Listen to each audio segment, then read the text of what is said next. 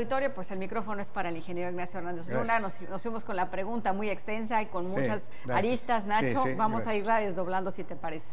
Sí, fíjate que la pregunta es muy interesante. Mira, los primeros empresarios que yo traté, ¿no?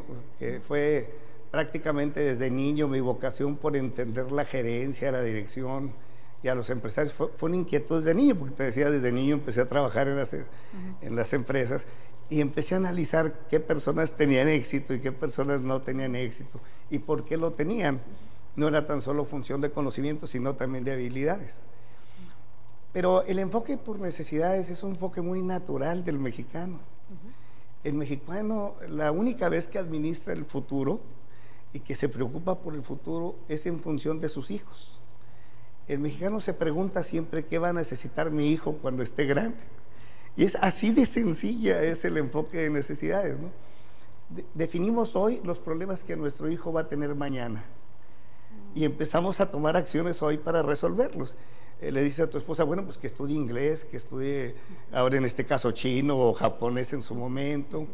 Oye, que practique un deporte, que conozca de las artes, porque la sensibilidad que te da la cultura es muy interesante en el trato a las personas.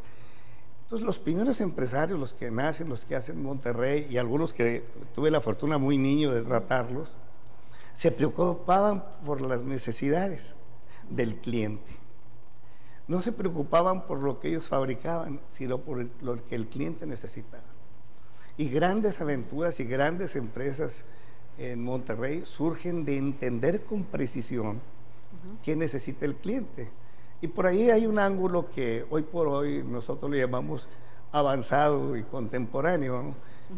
Ver a la empresa desde el cliente es fascinante, pero verla desde el cliente de tu cliente es todo un negocio. Y no hay libro que te analice las empresas desde el cliente de tu cliente. Todo el esfuerzo va de la empresa hacia el mercado, no del mercado hacia la empresa, no, para entenderla. Entonces, el empresario mexicano que impulsa todo en todo el país, en los años 40, en un boom mundial que se da después de la Segunda Guerra Mundial, pero en todo el país, aquí, don Gustavo Vildósola en Kenworth, pues es un extraordinario ejemplo de cómo él analizaba las necesidades del cliente. Me cuenta una anécdota el señor Hinojosa de Nuevo Laredo, que es una de las empresas más importantes de transporte. Cuando él viene a entrevistar a don Gustavo y le dijo, don Gustavo, vengo a comprarle un tractocamión. ¿Cómo? Pues aquí traigo el dinero para comprarle un tractocamión, quiero poner una empresa de transporte. No, tú traes el enganche de 10. Y ahí empezó la empresa de este señor, con una visión de negocio y del cliente de su cliente que don Gustavo nos enseñó, ¿no? Hay otro don Gustavo Ramírez, en Monterrey, analfabeta prácticamente, estudió hasta tercero de primaria. Él logra los primeros premios de calidad que se logran en México en los años 70, exportando a Francia autopartes a Francia, y logra los primeros premios de calidad que tuvo un mexicano en los años 70. No tuvo que venir el doctor Deming a decirle por Pero dónde. para nada, absolutamente para nada. A don Gustavo yo doy la clase integradora final de la maestría en el tecnológico. Lo invito a platicar con mis alumnos. Dice, pero Nacho, ¿qué voy a platicar? Si yo nomás estudié de tercero o cuarto de primaria. Pues por eso quiero que platique con ellos, porque usted no lo atrofió la escuela. Le permitió seguir siendo creativo, ¿no? La frase de él fue fascinante y por ahí está.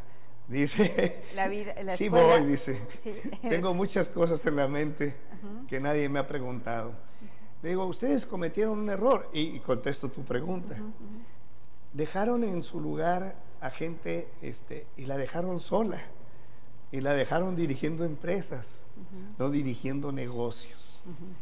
Dice, bueno, Ignacio, pero nosotros, pues todos nuestros hijos venían con máster y con doctorados y con posgrados de universidades mexicanas importantes y extranjeras. Y nosotros pues les dejamos porque ellos sí sabían, pues ese fue su error. Y ellos entendieron dos cosas muy bien, Rosy: las necesidades del cliente y las necesidades de la gente que colabora con ellos. Era una lealtad la que lograban, con frases muy sencillas pero auténticas.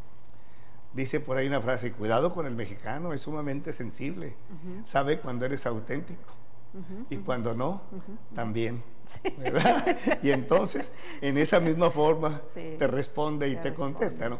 Entonces, estos personajes que hacen el México en todo el país, en Guadalajara, en Mérida, en Mexicali, y todo, son personajes que entienden dos cosas con claridad: las necesidades de la gente que colabora con él y las necesidades del cliente. Ya tenemos dos de los ángulos de la teoría de necesidades. Sí.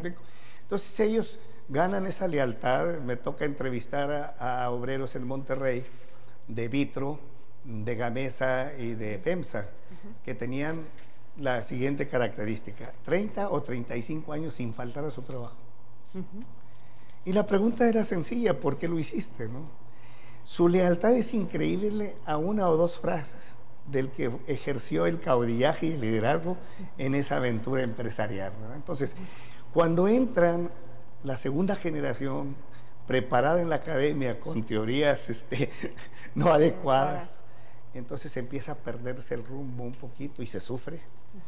Las empresas empiezan a sufrir hasta que con el arte, con el contacto y la práctica, vuelve esa segunda generación a entender lo básico, que son las necesidades de tu gente, las necesidades de tu cliente y las necesidades de tu empresa. Son tres tipos de necesidades que deben lograr un óptimo al combinarse y al guiar tu actividad o tu actividad directiva y estratégica, ¿no? Así es. Hoy en día, cuando, bueno, tú decías en una frase cuando se hace la presentación de este centro de excelencia aquí en el CETIS, Nacho, citas a Juan Pablo II, ¿no? Juan Pablo II, sí. Cuando en el caso, bueno, pues vemos hoy el capitalismo a nivel mundial, donde están las crisis recurrentes. Sin embargo, pues vemos allí a toda una potencia como China, ¿no?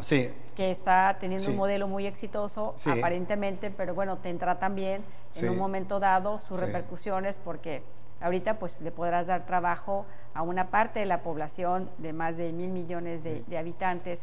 Sin embargo, bueno, pues también tienen un gran reto China, ¿no? El ir incorporando. Tu visión sobre porque obviamente los mexicanos anteriormente éramos el primer exportador hacia Estados Unidos. Ya China nos quitó ese lugar. Somos su vecino, entonces, ¿cómo prepararnos para estar atendiendo desde la empresa, ¿no? Que ya es otro concepto. Este libro nos tardamos unos 4 o 5 años en hacerlo, se publica en el 92. Ahí viene ya el ejemplo de China. Platícamelo. Vamos a empezarlo porque nos quedan 2 minutos, una pincelada breve de los 2 minutos que nos quedan. Ahí viene el ejemplo de China, y yo creo que es el primer libro que lo publica, ¿no? China empieza en 1984 un movimiento muy interesante, en donde combina lo que Juan Pablo II en cierta forma pide. Combina las ventajas del socialismo con las ventajas de la iniciativa privada, ¿no? Del capitalismo, y empieza a tomar medidas a partir de la muerte de Mao muy interesantes. Así como Inglaterra es una monarquía capitalista, ¿no? China es un comunismo capitalista. No están peleados ni son antagónicos. Juan Pablo acertadamente pide un sistema de convergencia entre los dos sistemas, ¿no? China, y ahí lo ponemos como una preocupación y como una potencia que va a enfrentar y a ganarle a México recursos y y mercados en el mundo. Ahí ya está mencionado en el año 91, 90 que lo incluimos. Pero China combina, y desde luego China es muy eficiente, porque no hay que desconocer que es una dictadura. Pero yo no entendería a un país con 1.300 millones de habitantes con una democracia, ¿no? Lo puedes controlar. Bueno, la dictadura es per se eficiente, la democracia es eficaz. Ellos logran con consenso, ¿verdad? Muy interesantes y son muy hábiles para comprar conocimiento. Desde luego que lo copian, ¿verdad? Pero por lo pronto reconocen dónde está el conocimiento y lo compran. Creo que esa es la base, y ahí lo mencionamos a Alemania Oriental y a China como elementos que pueden ser claves. Más tarde mencionábamos a Brasil y a España, que finalmente Brasil los ha rebasado. Porque también es una combinación Lula, ¿no? Así en su es, momento. así es. Bueno, y si tenemos ahorita una coyuntura política donde decimos México necesita rumbo, un cambio de timón, si entendemos los mares, que a los que tú te mencionabas hace un momento, me está marcando un corte el productor, pero si te parece a nuestro regreso, para respetar los tiempos, muy bien, vamos a seguir retomando con mucho gusto, los caminos hacia donde nos debemos de guiar de una manera más exitosa, porque hay muchos mexicanos que vienen atrás de nosotros y que están demandando más espacio y no hay espacio para esos profesionistas o esos talentos, porque en México creo que debemos de hablar de talentos, ¿no?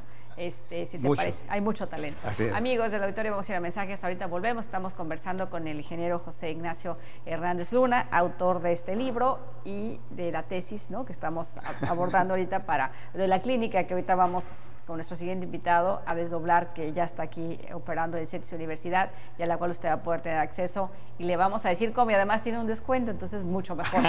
Estamos en promoción hoy día. Así es. Vamos a ir a mensajes, ahorita volvemos. Gracias.